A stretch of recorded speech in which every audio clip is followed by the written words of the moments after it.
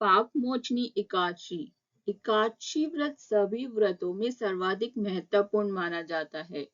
एकादशी का नियमित व्रत रखने से मन की चंचलता समाप्त होती है और धन आरोग्य की प्राप्ति होती है। इस व्रत से मनोरोग भी दूर होते हैं। पाप मोचनी एकादशी आरोग्य, संतान प्राप्ति तथा प्रायश्चित के लिए किया जाने वाला व्रत है। पाप मोचनी एकादशी का मतलब है पाप को नष्ट करने वाली एकादशी। इस दिन भगवान विष्णु के विधि विधान से पूजा की जाती है। कहा जाता है कि इस एकादशी के दिन किसी से बुरा या झूठ भूल से भी नहीं बोलना चाहिए। ऐसा करने से हमें हमारी पूजा व्रत का फल नहीं मिलता। हिंदू पंचांग के अनुसार चैत्र मास की कृष्ण पक्ष की एकादशी तिथि को पाप मोचनी एकादशी मनाई जाती है। इस साल पाप मोचनी एकादशी 25 मार्च को मनाई जाएगी।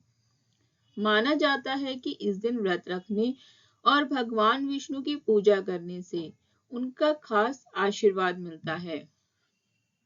चैत्र मास के कृष्ण पक्ष की एकादशी तिथि 25 मार्च को सुबह 5:05 पर शुरू होगी और इसका समापन 26 मार्च को सुबह 3:45 पर होगा। पारण का जो समय है वो है 26 मार्च को सुबह 6:17 से 8:45 तक होगा। एकादशी के दिन सुबह में ही स्नान करें और उसके बाद व्रत का संकल्प करें। उसके बाद भगवान विष्णु की विधि से पूजा करें। पूजन के दौरान भगवान को धूप, दीप, चंदन और फल इत्यादि चीजें अर्पित करें और आरती से पूजा समाप्त करें। इस दिन किसी भिक्षुक या किसी जरूरतमंद इंसान या ब्राह्मणों को दान और भोजन अवश्य कराना चाहिए। इससे आपको शुभ फल की प्राप्ति होगी। आर्थिक समस्याओं से छुटकारा पाने के लिए भी इस व्रत को किया जाता है। एकादशी के दिन शाम के समय भगवान विष्णु के समक्ष घी का दीपक जलाएं।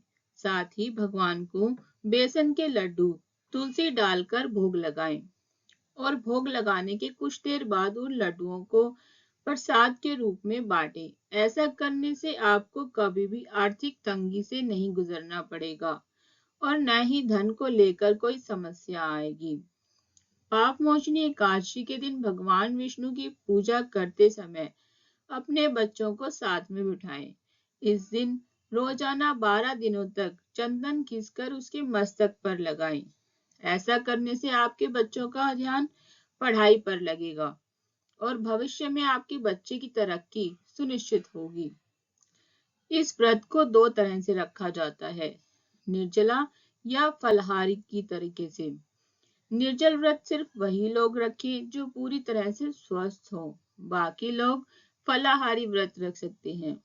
इस व्रत से एक दिन पहले यानी दशमी तिथि को सिर्फ एक बार भोजन करना चाहिए। इस दिन सिर्फ सात्विक भोजन का ही सेवन करना चाहिए। एकादशी तिथि को सुबह के समय पर भगवान विष्णु का पूजन करना बहुत ही शुभ माना जाता है।